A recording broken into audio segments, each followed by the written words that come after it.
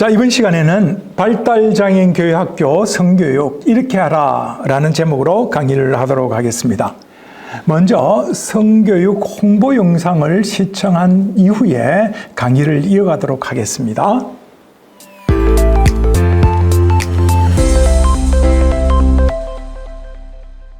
아담과 하와를 통해 배우는 성 알고 싶어요. 한국장애인사역연구소 김혜용 목사는 자녀들이 가정이나 교회에서 성에 대하여 바르게 배울 수 있는 기독교 교육 관점의 성교육 교재를 편찬하였습니다. 성장하는 자녀들이 자신의 정체성과 변화에 대하여 바르게 이해하고 관계 속에서 문제의 상황이 닥칠 때 어떻게 예방하고 대처하며 표현해야 하는지를 알려주는 책입니다. 이 책은 학생용과 인도자용으로 구분되어 있어 학생과 교사가 쉽고 재미있게 나눌 수 있는 교육용 공과입니다. 이 책의 저자 김혜용 목사는 장애인을 무시하는 차별적 대우와 성추행이나 성폭력 문제가 사회적 이슈로 자주 등장하는 요즘, 사회에서 성폭력 예방에 대한 의무 교육이 실시되고 있는 것처럼 교회에서도 더 이상 방관하지 않고 대안을 마련해야 한다며 교회 지도자들이 직접 활용할 수 있는 교육 공과를 발행하여 보급하였습니다. 그리고 전국 장애인 선교 지도자가 모이는 컨퍼런스에서는 장애인의 성 이렇게 교육하라는 주제로 강의를 진행하였습니다. 이 공과는 학생의 연령이나 지적 수준에 맞게 두 가지로 나뉘었습니다. 1단계는 7개의 기본적인 주제로 몸의 소중함과 변화, 남녀의 차이, 자기 감정을 표현하는 방법 등의 내용을 담았습니다. 2단계는 보다 높은 연령의 자녀를 위하여 13개의 주제로 사랑의 대상, 이성, 데이트, 결혼, 몸의 성장과 관리, 임신과 출산, 자기결정과 자기주장, 성폭력 예방법 등의 내용이 담겨 있습니다. 그리고 매 과마다 학생들이 쉽게 이해하고 흥미를 가질 수 있도록 전체 내용을 일러스트 그림으로 표현하였습니다. 매 과마다 학생이 기억해야 할 핵심 내용 2가지를 정확하게 지도할 수 있도록 스티커를 붙여가며 답을 맞추고 적용할 수 있도록 하였습니다. 가장 많이 쓰는 일러스트 그림을 잘라내어 카드 교육 자료로 활용할 수 있도록 책 속에 추가하였습니다. 저자는 이 책을 가지고 교육하기 이전에 지도교사들이 7가지의 가이드 지침을 숙지하기를 권합니다. 첫째, 성경적 관점에서 기독교 신앙교육을 목적으로 가르치라. 둘째, 인권적 관점에서 개인의 성적 권리를 존중하며 가르치라. 셋째, 개인적 관점에서 개인의 자기결정을 존중하며 가르치라. 넷째, 사회적 관점에서 평등한 성적 권리를 인정하며 가르치라. 다섯째, 가정의 관점에서 부모가 자녀 교육을 목적으로 가르치라. 여섯째, 교육의 관점에서 1단계, 2단계의 교육 방법을 다르게 가르치라. 일곱째, 정서적 관점에서 학생의 성향과 능력을 존중하며 가르치라. 지금까지 아담과 하와를 통해 배우는 성교육 공과의 특징들을 살펴보았습니다. 가정에서의 우리 자녀들, 교회 학교의 우리 제자들에 대한 성교육은 우리 모두의 책임이요 의무이며 도전입니다. 여러분도 이 책을 가지고 성교육에 도전하여 보시기 바랍니다. 우리 사회에는 지금 성 문제로 매우 심각한 상태입니다. 교회도 예외는 아니라고 생각합니다. 사회에서는 성교육이 의무화되어 있습니다. 그러나 교회는 성교육에 있어서 무방비 상태입니다. 그 이유는 교육 자료가 없기 때문입니다. 이제 이 성교육 교재를 통해서 교회에서는 물론 가정에서도 1:1로 교육을 한다면 매우 유익하리라고 생각합니다. 많이 활용해서 성 문제에 대해서 자유로웠으면 참 좋겠습니다.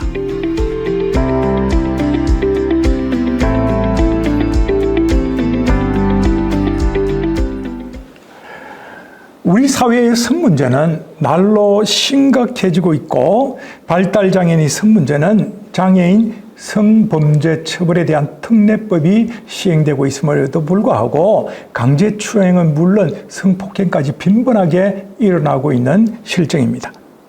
요즘에는 장애인들이 다니고 있는 학교와 직장은 물론 교회와 심지어는 가정에서까지 성추행과 성폭행이 일어나고 있다는 것입니다. 장애인 역시 귀중한 인격체이고 그리고 몸이 불편하고 지적 능력이 부족하다는 이유로 성범죄의 쉬운 대상이 된다는 것은 그들을 돌보는 안전망에 문제가 있음을 나타내주는 것이죠. 오랫동안 발달장애인의 성에 대해서는 가정과 교회 안에서 터부시되는 것으로 여겼고 교육이 반드시 필요하다는 사실을 알면서도 성교육 방법을 몰라가지고 그리고 교재가 없어서 성교육이 이루어지지 않았습니다. 따라서 성문제를 예방하기는커녕 성문제가 발생해도 쉬쉬하면서 덮어버렸습니다. 이제 가정과 교회에서 누구나 쉽게 가르치고 배울 수 있는 그림으로 된 성교육 교재가 출간되었기 때문에 이제 어떻게 효과적으로 이 교재를 활용할 수 있는지 살펴보도록 하겠습니다. 자, 첫 번째 우리가 생각해 보아야 될 부분이 있습니다. 발달장애인들은 왜 쉽게 성폭력의 피해자가 될까요? 세 가지로 설명을 드리자면 첫 번째, 인지 능력이 부족한 데 따른 분별력이 떨어지기 때문에 그렇습니다. 이것은 발달장애 아동은 물론 성인도 마찬가지입니다. 두 번째로는 발달장애인이 성인의 경우 이성에 대한 사귐의 기회가 부족하기 때문입니다. 뿐만 아니라 또래 모임이나 교제의 폭을 넓혀가기 어렵기 때문에 교제하기가 어렵다라는 것이죠. 기회가 없다라는 것입니다. 셋째, 가르치기나 돌봐주는 사람, 곧 힘 있는 사람에 의한 의존성이 높기 때문에 그렇습니다. 무엇보다도 성에 대한 이해와 상황 인식에 대한 판단력이 부족하기 때문에 쉽게 위험에 빠질 수 있는 것이죠. 사실 교회나 학교, 그리고 직장에서 발달장애인의 성문제가 발생할 경우 쉬쉬하고 덮는 경우가 많습니다. 그래서 사회에 알려지기보다는 무시되어 버리고 잊혀져 버리게 된다라는 것이죠. 그 외에 여러 가지 이유가 있겠지만은 굳이 하나 더 얘기한다면은 성에 대한 도덕적이고 윤리적인 이해가 부족하기 때문에 그렇습니다. 두 번째로 발달장애인의 성폭력의 특징은 어떻게 나타날까요? 이것도 세 가지로 말씀을 드립니다. 첫 번째로는 지속적이고 반복적으로 나타납니다. 왜냐하면 당사자가 부당한 일을 적절한 방법으로 알리기 어렵기 때문에 그렇습니다. 두 번째로는 발달장애인의 성추행과 성폭력은 당사자에게는 두려움이 되고 가족에게는 평생 상처로 남습니다. 셋째로는 소속교회나 기관에는 불명예가 되고 또 발달장애인을 돌보는 사람에게는 책임감과 자괴감으로 고통을 겪게 됩니다. 이상과 같은 이유로 발달장애인에게 성문제가 발생하게 되면 당사자가 속해 있는 가정이나 교회, 학교, 직장은 큰 시험에 빠져들게 되는 것입니다. 자, 그렇다면 세 번째, 발달장애인의 성문제가 발생하는 이유가 무엇일까요? 첫 번째로는 발달장애인은 종종 소외를 경험하게 되고 외롭기 때문에 따뜻한 손길이 다가오면 거절하기 어렵습니다. 두 번째, 성인 발달장애인의 경우 이성에 대한 호감은 있으나 이성과 올바른 교제 방법을 모르기 때문에 성문제를 종종 일으킬 수 있다라는 것이죠. 세 번째로는 발달장애인의 경우 성에 대한 중요성과 의미라든지 이 가치 그리고 윤리에 대한 교육을 받은 경험이 거의 없기 때문에 성문제에 쉽게 빠질 수 있다라는 것입니다. 네 번째로는 발달장애인의 경우 이성교제의 올바른 방법은 물론 그 의미와 또 유익과 손해를 잘 모르기 때문에 그렇습니다. 자, 그렇다면은 네 번째로 볼 때 교회 학교에서 학생들에게 성교육이 꼭 필요할까? 이렇게 생각하는 분들이 있어요. 제가 경험적으로 보았을 때 학교 혹은 직장과 가정에서 발달장애인들에게 성문제가 지속적으로 발생하고 있는 것을 보게 되었습니다. 교회 안에서 그렇다라는 것입니다. 더군다나 교회 학교 교사가 성문제와 연루된 경우가 종종 있음을 제가 압니다. 그래서 성교육은 꼭 필요하다라는 것입니다. 두 번째 이유로 교회는 학생의 전인적인 성장을 목표로 교육을 해야 하고, 그리고 위기적 상황에 빠지지 않도록 예방적 차원에서 성교육을 해야 되겠죠. 성문제는 비단 비장애인에게 국한되는 것이 아니고, 발달장애인은 지적 능력이 부족한 이유로 성문제에 대해서, 성범죄에 대해서 쉽게 대상이 되기 때문에 반드시 성교육을 반복적이고 지속적으로 해야 됩니다. 세 번째로는 교회는 어려움에 처한 학생을 외면해서도 안 되고, 위기에 빠진 학생을 도움을 줘야 될 책임과 사명이 있습니다. 특히 교회에 출석하는 발달장애인이 성폭력의 희생자가 되어서 그 누구에게도 도움을 받지 못한 상황에 던져져 있다면 교회는 모른 척 해서는 안 된다는 것이죠. 정의를 구원하기 위한 이런 행동을 취해야 된다는 것입니다. 다섯 번째, 그렇다면 교회 학교에서 성교육을 하지 못했던 이유가 무엇인가? 한 세 가지로 살펴보겠습니다. 첫 번째로는 성문제와 성교육에 대한 교육자의 관심과 능력이 부족했기 때문입니다. 예를 들자면 발달장애인들이 이 성교제와 성문제에 대하여 어느 정도 관심이 있는지, 그리고 그들을 어떤 방식으로 교육을 해야 되는지 잘 모른다는 것이죠. 실제로 교육자가 발달장애인의 이성교제와 성문제에 대하여 가르쳐본 경험이 얼마나 있는지 제가 반문해보고 싶습니다.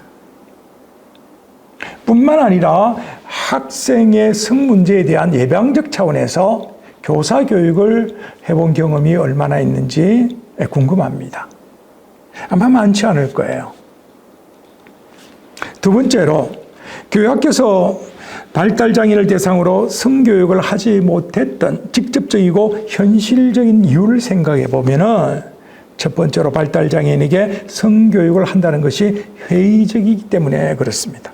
그 이유는 교회에서 신앙교육만 하면 되지 성교육을 굳이 해야 되는가? 필요 없다라는 것입니다. 이것은 잘못된 생각입니다. 그 이유는 성경에서 너무나 많은 곳에서 성문제에 대해서 언급하고 있다는 사실입니다. 세 번째, 발달장애인을 대상으로 성교육을 하기 위한 적절한 교재가 없었기 때문에 교회 안에서 성교육을 하지 못하는 것이죠. 사실인즉 그렇습니다. 교회의 오랜 역사를 살펴보면 발달장애인들은 언제나 구제와 동정의 대상이 되었을 뿐 교육과 성교육의 대상이 되지 못했습니다. 장애인 사역연구소가 설립되고 각종 교육 자료를 제작 공개하면서부터 교회 학교는 활성화되기 시작했습니다. 교회 학교가 발달장애인들에게 성교육을 하지 못했던 이유를 노골적으로 표현하자면 무관심했고 무기력했고 무능력했기 때문입니다. 만일 장애인 교회 학교에서 성문제가 발생한다면 누가 책임져야 됩니까? 그리고 어떻게 교회나 부서가 시험당하며 어떤 결과를 초래할지 한번 깊게 생각해 보아야 됩니다. 따라서 발달장애인을 대상으로 하는 성교육은 선택적이 되어서는 안 되고 필연적으로 이거는 가르쳐야 된다라는 것이죠. 이게 바로 성경의 본질이요 성경이 요구하는 바입니다. 따라서 제가 이런 각 교회에서 현실적 필요, 성문제에 대한 부분이 너무 많이 야기되어 있고 또 성교육에 대한 필요성이 있기 때문에 제가 아든가 하와를 통해서 배우는 발달장애인 성교육 교재를 집필하게 된 것입니다. 자, 이 시간은 아담과 하와를 통해서 배우는 발달장애인 성교육 교재에 대해서 어떻게 구성되어 있고 어떻게 활용하는지 소개해 드리도록 하겠습니다. 참고로 여러분 강의록의 뒷면에 자세히 소개되어 있습니다. 이것도 참조해서 반복적으로 한번 살펴보시고 또 성교육을 하는데 도움을 받았으면 좋겠습니다. 발달장애인을 위한 성교육 교재는 인도자용과 학생용으로 구분되어 있습니다. 내용이 좀 다르겠죠. 인도자용은 인도자를 위한 내용으로 구성되어 있고 학생은 학생이 스스로 자율학습도 할 수 있고 스스로 할 수 있는 이런 쉬운 내용으로 구분되어 있습니다. 자, 두 번째 발달장애인 성교육 교재 구성은 1, 2단계 그림 교재로 구성되어 있습니다. 1단계 교재는 지적 능력이 낮거나 또 어린 학생을 대상으로 교육하기 위해서 만들어졌습니다. 세 가지 특징을 한번 살펴본다면 첫 번째 특징은 교사가 설명을 하고 또 학생은 그림을 보면서 교육을 하도록 되어 있습니다. 이해하기가 굉장히 쉽습니다. 두 번째 특징은 학생이 직접 스티커를 정답에 붙임으로써 실질적인 교육이 되게 한다라는 것이죠. 이 역시 이해가 쉽습니다. 세 번째로는 교사와 학생이 카드 그림으로 1:1 교육하도록 되어 있다라는 것이죠. 지적 능력이 낮은 학생들을 대상으로 쉽게 교육할 수 있도록 카드 형식으로 공과를 구성해서 따로 만들어 두었다라는 것입니다. 2단계 교재는 지적 능력이 높거나 성인을 대상으로 교육을 하도록 만들어졌습니다. 몇 가지 특징을 살펴보면요. 첫 번째, 이제 성인 학생이니까 학생 주도 학습용으로 교재가 제작되어 있어서 학생 스스로 예습을 할 수 있도록 쉽게 구성을 해 놓았습니다. 두 번째로는 이성교재 및 성적 문제 행동에 대해서 실질적인 상황과 또 대처 방법을 배우도록 이렇게 구성해 놓았습니다. 세 번째로는 학생 스스로 문제를 풀고 답을 찾거나 그룹을 대상으로 퀴즈로 교육을 할 수 있도록 구성을 해 놓았습니다. 네 번째 특징으로는 그룹을 대상으로 퀴즈 형식의 교육 진행을 위해서 1, 2단계를 PPT를 사용해서 이렇게 진행할 수 있도록 구성을 해 놓았습니다. PPT가 준비되어 있다는 것입니다. 다섯 번째로는 교사용 교재와 PPT는 정답 제시는 물론 필요에 따라서 내용을 수정해서 가르치는 자가 사용할 수 있도록 이렇게 만들어 두었습니다. 자, 이제 본격적으로 성교육 교재 활용하는 방법에 대해서 한번 살펴보도록 하겠습니다. 첫 번째로는 부모나 교사가 학생을 대상으로 가르칠 수 있습니다. 예를 든다면은 요즘 코로나 시대에는 부모가 집에서 학생들을 대상으로 가르칠 수 있다라는 것이죠. 물론 부모뿐만 아니죠. 형제가 있다면 형제가 가르칠 수도 있겠지요. 그래서 많은 교회들이 이 성교육 공과를 집으로 보내주어서 가족들이 교육할 수 있도록 하는 이런 방편을 선택하고 또 지금 시행하는 것으로 알고 있습니다. 교사는 물론 교회에서 학생들을 대상으로 이 교재를 사용해서 가르칠 수 있겠죠. 그래서 부모가 집에서 또 교회에서 교사가 가르칠 수 있도록 아주 쉽게 만들어 놨다라는 것입니다. 부모에게 교육할 필요가 없을 정도로 너무 쉽게 만들어 놨습니다. 두 번째, 교사가 학생을 대상으로 가르치는 1단계 교재는 1:1로 또 2단계 교재는 소그룹으로 가르치기 참 쉽습니다. 또 효과가 있도록 그렇게 만들어 놨습니다.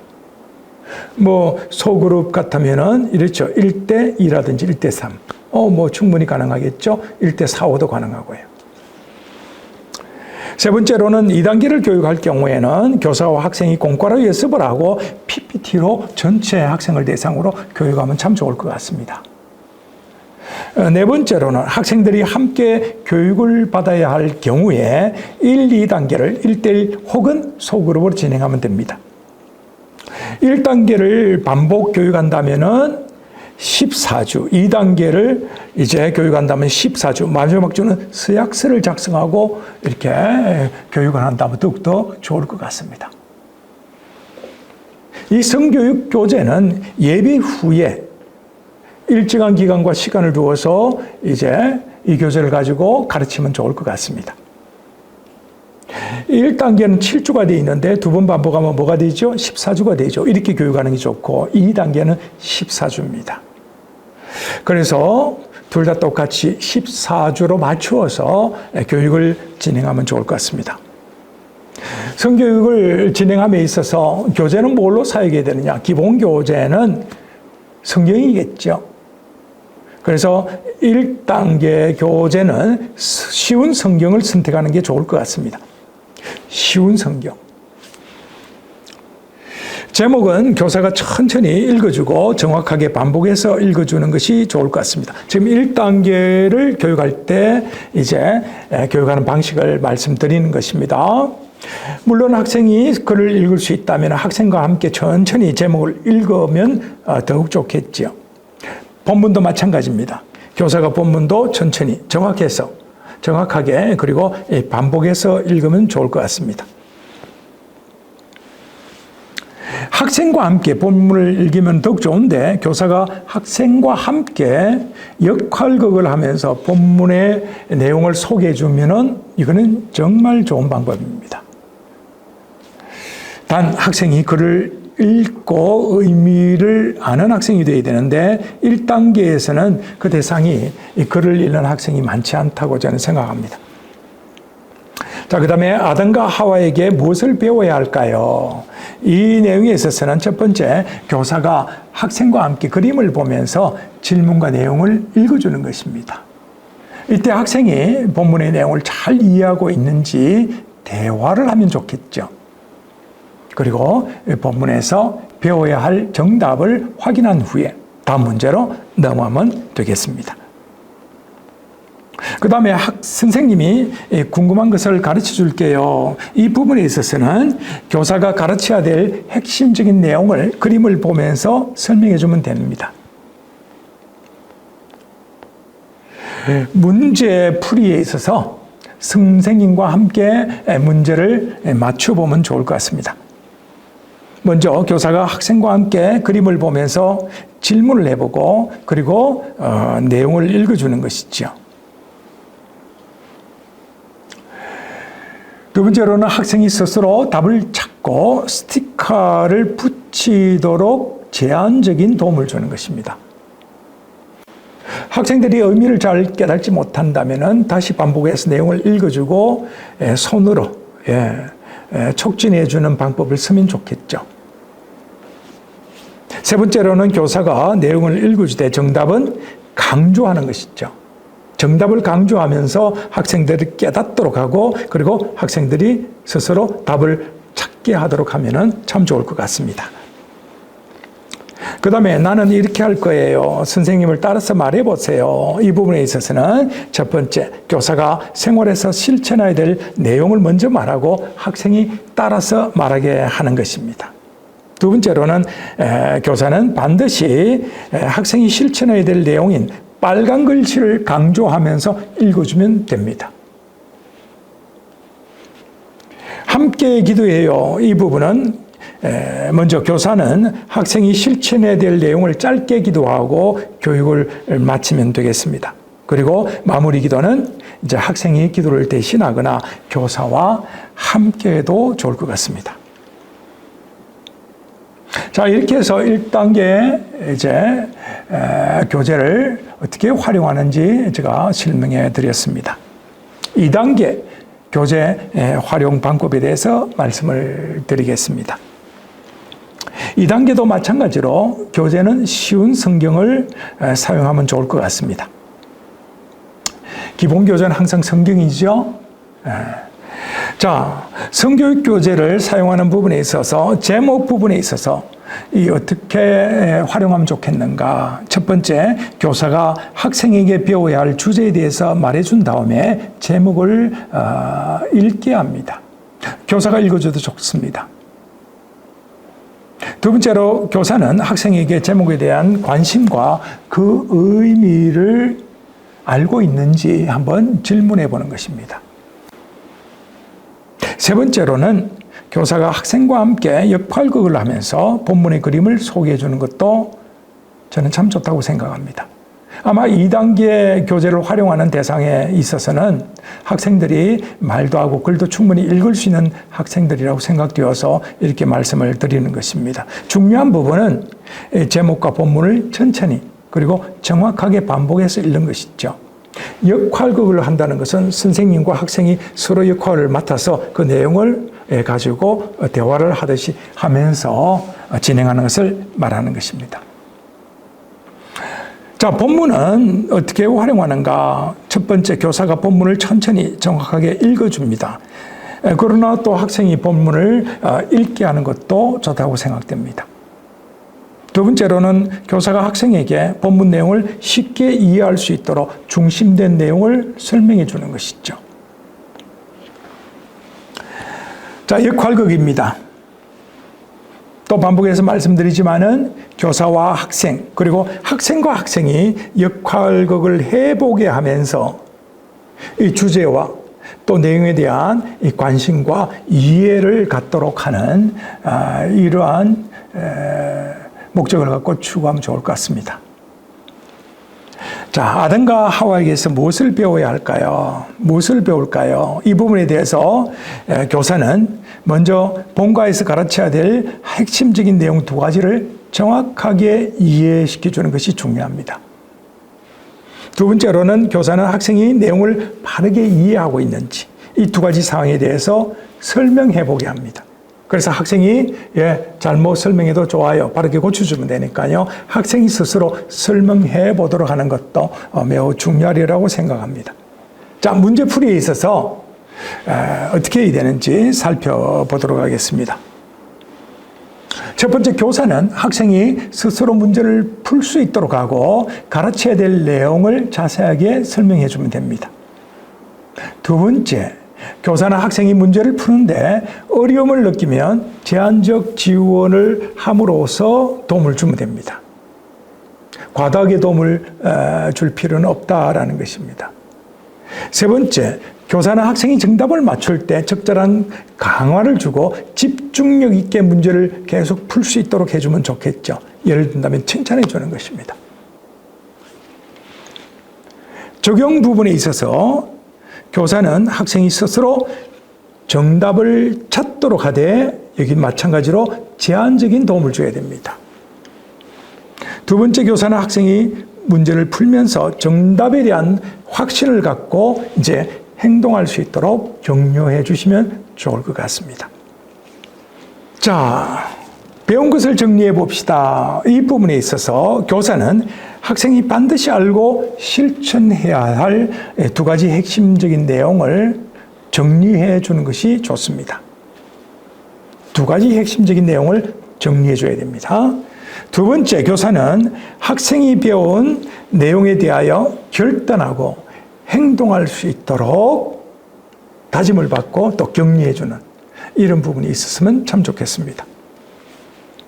자, 깨달은 점을 적어보세요. 이 부분에서 교사는 학생이 학습을 통해서 깨달은 점을 자유롭게 적어보게 하고 또 발표하도록 해보면 좋을 것 같습니다.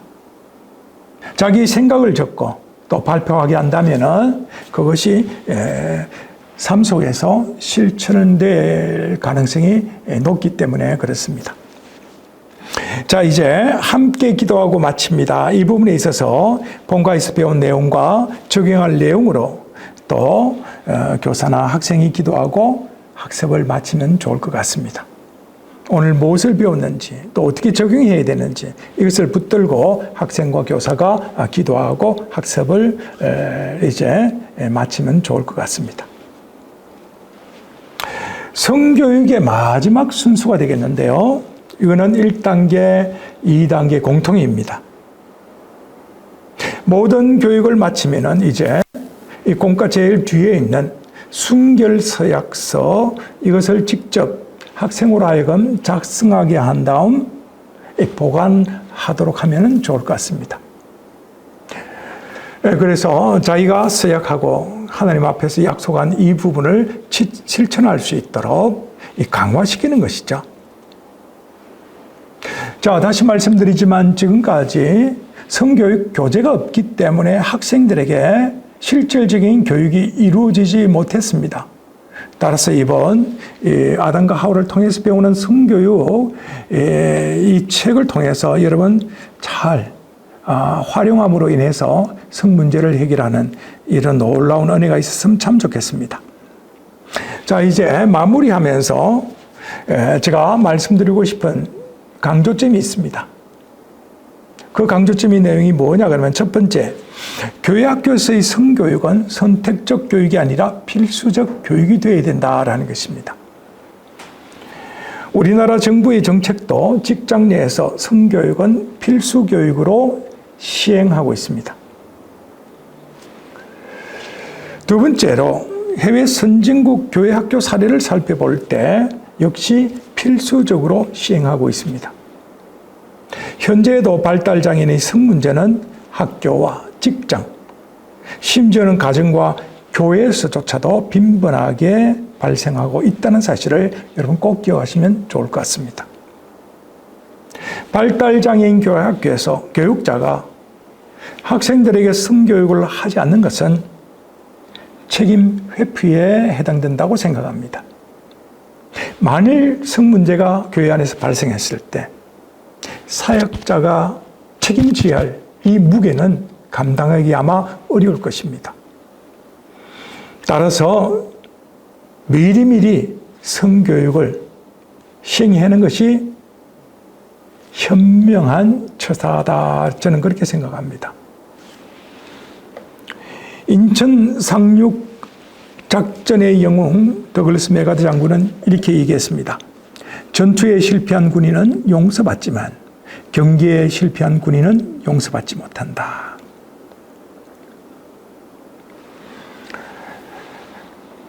제가 마지막으로 말씀드리고 싶은 부분은 발달장애인 교회 학교에서의 성교육은 성경의 가르침을 따라 당연히 시행되어야 한다라는 것을 다시 한번 강조하고 싶습니다.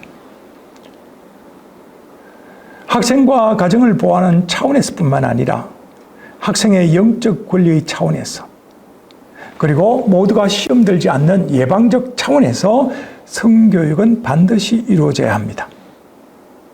교회에서 교사가 할 수 없다면 가정에서 부모나 형제가 반드시 교육할 수 있도록 해야 합니다.